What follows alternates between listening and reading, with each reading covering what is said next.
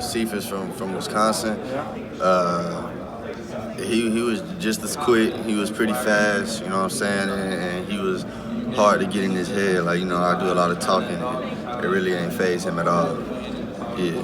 Who's the best guy going back to Ohio State that we're not talking about right now, but a year from now we'll all be talking about? I feel like there's all three of them, Vic, Mac, and KJ. Those guys, those receivers there, they gonna make some noise. Also, Davon, he's gonna make some noise as well. Damon, you probably a year ago or 14 months ago thought you'd be here last year. When you think about the journey just in the last year, how glad are you that it is this year and not last year? Yeah, the feeling I have right now is probably a better feeling than I would have had last year around this time. And every day I think about like that decision that I made to come back and how it could have been.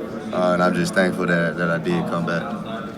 Damon, how do you feel your versatility will translate to the next level? I feel like it can translate in various ways. They need me to play safety. I feel like I have the ability to play safety. They need me to play nickel. I can play nickel, special teams. I feel like I can do all that. So, What do you want to show NFL teams in terms of footwork this week? in terms of footwork, I'm twitchy. It's on point. You know what I'm saying? I feel like I definitely have one of the best footwork in the draft for real when it comes to cornerback. Definitely one of the top tier guys in that category. So I just want to prove that this week. What are the biggest ways you're different now than you would have been if you were here a year ago? I'm more confident. I feel like I'm more technically sound.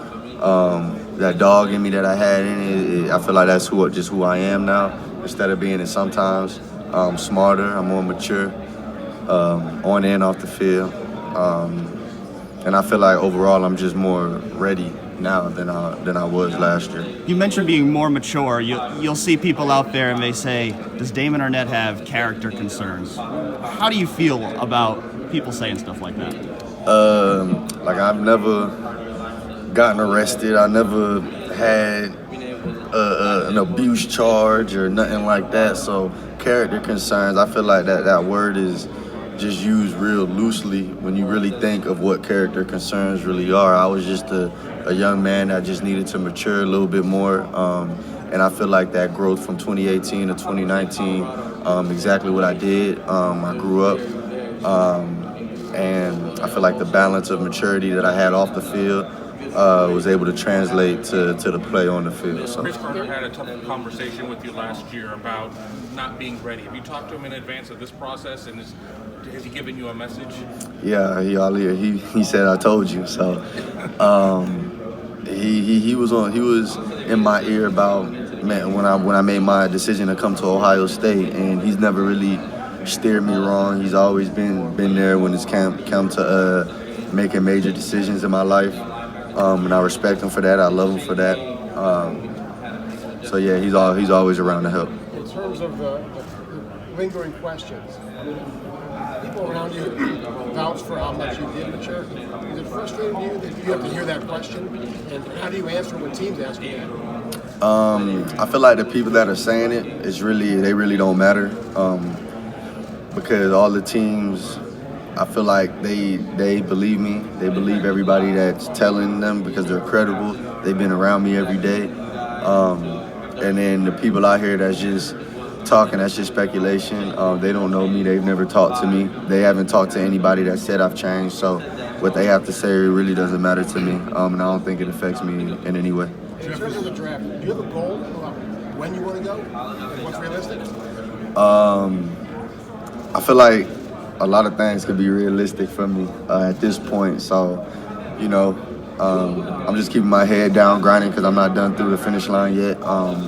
And when I look up, I feel like I'm going to land somewhere. So wherever I land, it'll be thankful. And I know it's going to be sooner than what it would have been last year. So. Jeff was just talking about the impact Coach Hafley had on him. What did he do for you? Coach Hafley? Man, Coach Hafley really...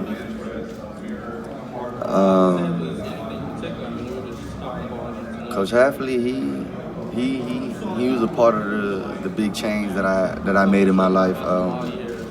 I appreciate him for everything that he's done. He helped me become a smarter football player, a better football player, a better man.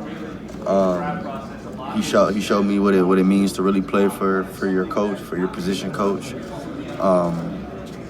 And he everything that he said to me has just been to help me. So I always appreciate him for that. What do you say to NFL teams to say, this is why you can count on me, this is what you should know about me? I'm competitive.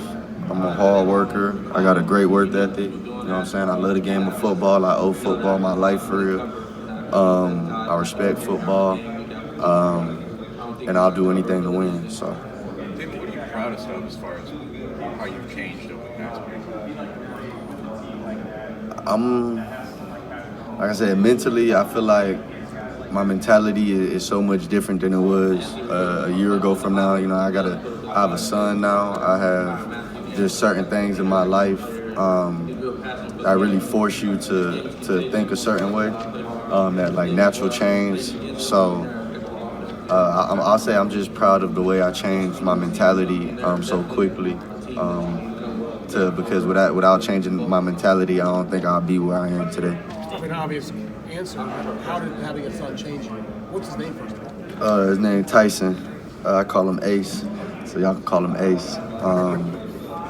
But it changed y'all. Y'all know, if y'all that have kids, y'all know what it feels like to like look at your child for the first time and that instant sacrifice that you'll give for him. And like I told other people the other day, like I had a natural chip on my shoulder my whole life, and my goal of playing football hasn't been to prove people wrong, but to prove myself right. So with that, on top of now having a son, things is different now. So that fire in my eye grew. That burn that I have for the game grew some more because I'm no longer doing it for myself. I'm doing it for my little man. So a month ago. David, you mentioned the chip on your shoulder, and when I watch your tape, I mean, you're an ultimate bully out there. Where did that chip on your shoulder come from originally?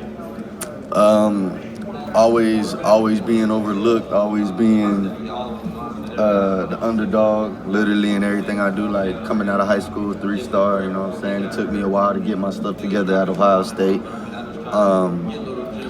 And just naturally, I just always be in the shadows, just grinding. Like I'll go through my own personal issues, but at the end of the day, I always rise up on top. So. David, who's going to win the 40 between you and Jeff?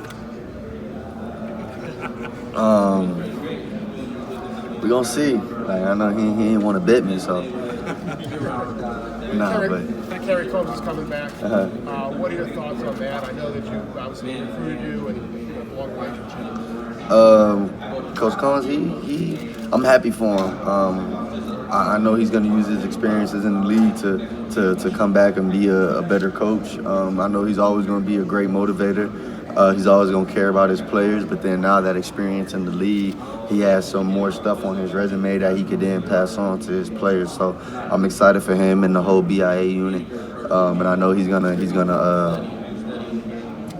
make them boys do great. How are they going to do? I mean, you and Jeff and Jordan are all here.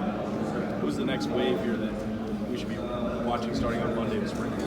Starting on Monday, you should just watch the whole secondary because I feel like they really gonna do that thing. They got Josh Proctor, they got Cam Brown, Seven Banks. Of course, they got Sean Wade. So that's the next wave. So. Were you surprised at all that Sean wasn't here?